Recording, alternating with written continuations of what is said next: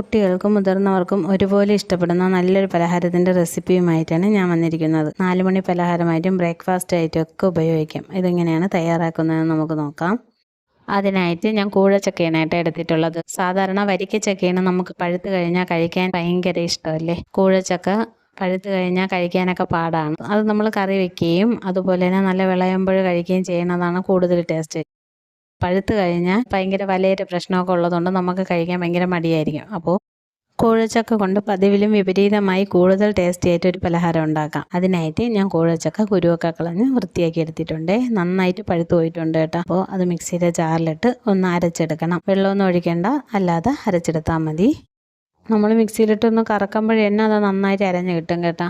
മുഴുവൻ കൂഴച്ചക്ക ഇതുപോലെ അരച്ചെടുത്തുകൊണ്ട് വരാം.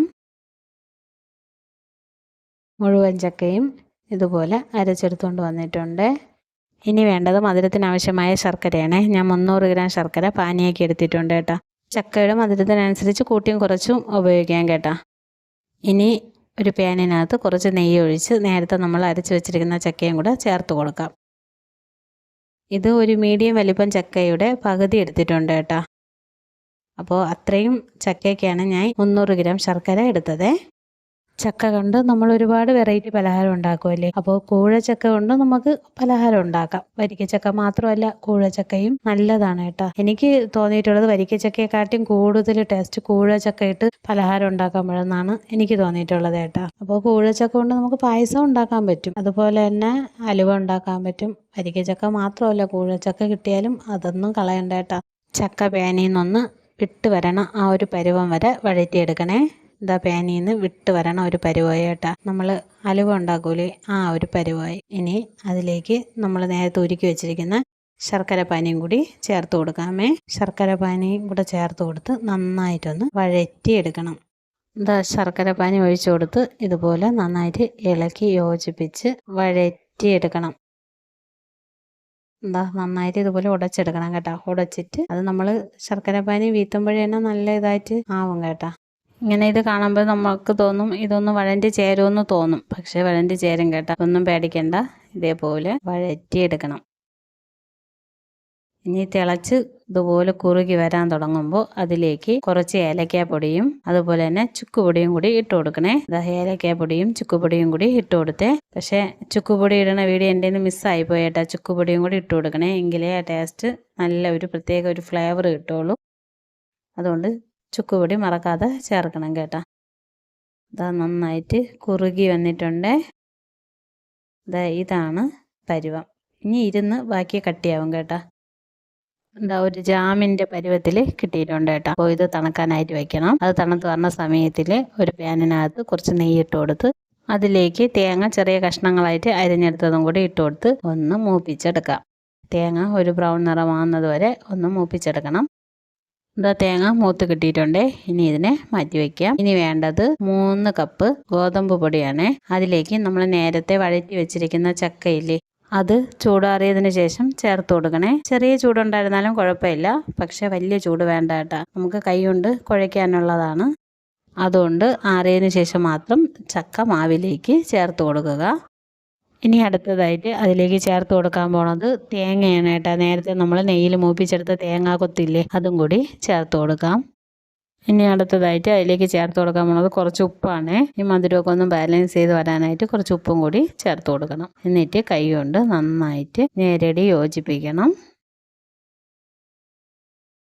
മാവ് നല്ല കട്ടിക്കാണ് ഇരിക്കണമെങ്കിൽ കുറച്ച് വെള്ളം കൂടി ചേർത്ത് കൊടുത്ത് ഒരു ലൂസ് പരുവത്തിൽ എടുക്കണം കേട്ടോ. ഒരുപാട് ലൂസായും പോവില്ല, ഒരുപാട് കട്ടിയായും പോവില്ല, ഒരു അയഞ്ഞ പരുവത്തിൽ എടുക്കണം. നെയ്യിൽ വരട്ടിയെടുത്ത ചക്കയും അതുപോലെ ഈ തേങ്ങാക്കൊത്തും എല്ലാം കൂടെ ആയി നല്ലൊരു മണമായിരിക്കും കേട്ടോ. ഈ കൂട്ടിന് മാവ് കുഴച്ചെടുത്തിട്ടുണ്ട്. ഇനി അത് ഒരു വാഴയിലയിലോ പൊടിയനിലയിലോ എന്തെങ്കിലും പരത്തിയെടുക്കുക. ഞാൻ വാഴയിലയിൽ ചെറിയ ചെറിയ അപ്പങ്ങളായിട്ടാണ് കേട്ടോ പരത്തിയെടുത്തിട്ടുള്ളത്. നമുക്ക് ഇഷ്ടമുള്ള ഷേപ്പിലെടുക്കാം കേട്ടോ. ഇതേപോലെ വെച്ചു കൊടുത്തതിന് ശേഷം കയ്യിൽ ചെറുതായിട്ട് വെള്ളം നനച്ച് ഇതുപോലെ പരത്തിയെടുത്ത് മടക്കിയെടുക്കാം കേട്ടോ.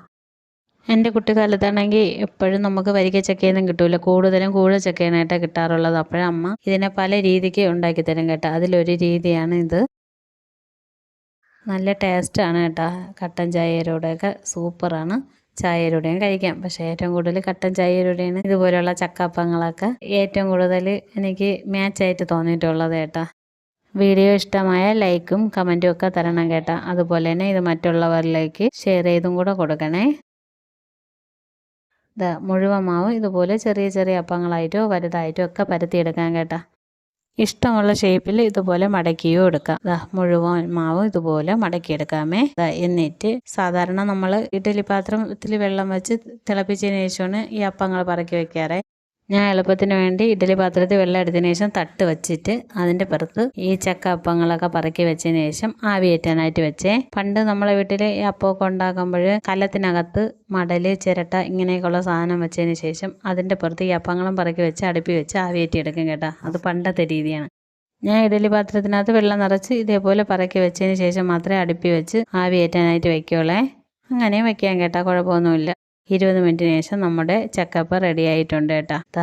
തുറന്ന് നോക്കാമേ. സൂപ്പർ ചക്കയപ്പമാണ്. ഇതൊരു പ്രത്യേക ടേസ്റ്റ് ആണ് കേട്ടോ. എല്ലാവരും ഇതുപോലെ ഒന്ന് ട്രൈ ചെയ്ത് നോക്കണേ. നല്ല സോഫ്റ്റ് ആയിട്ട് കിട്ടും കേട്ടോ. ഗോതമ്പ് മാവാണെന്ന് പറയേയില്ല. കാരണം എന്താണെന്ന് അറിയാമോ? സാധാരണ ഗോതമ്പ് മാവ് ഇതുപോലെ വഴറ്റാതെയൊക്കെ ചക്കയപ്പം ഉണ്ടാക്കി കഴിഞ്ഞാൽ ചക്കയപ്പത്തിന് നല്ല കട്ടിയായിരിക്കും. പക്ഷേ ഇത് നല്ല സോഫ്റ്റ് ചക്കയപ്പം വരുന്ന കേട്ടോ. അപ്പോൾ എല്ലാവരും ഇതുപോലെ ഒന്ന് ട്രൈ ചെയ്ത് നോക്കണേ.